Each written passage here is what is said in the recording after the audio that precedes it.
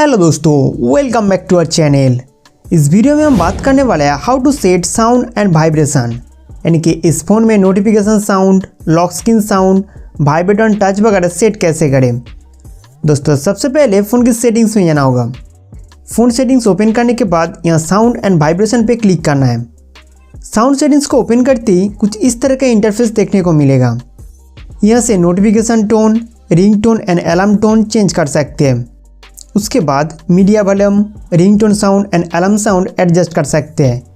Ring tone sound को अगर 0 set करेंगे तब incoming call ring tone mute हो जाएगा।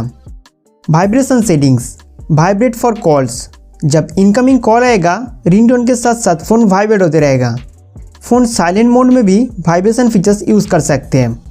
हैप्टिक फीडबैक, स्क्रीन टच करने से एक हैप्टिक वाइब्रेशन होता है, उसको आप अपने हिसाब से ऑन या ऑफ रख सकते हैं या तो हैप्टिक वाइब्रेशन एडजस्ट कर सकते हैं।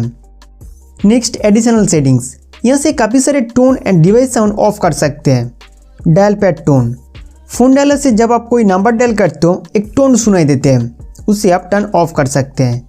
इस तरीके से screenshot sound, app uninstalling sound, delete sound वगैरह ऑफ कर सकते हैं।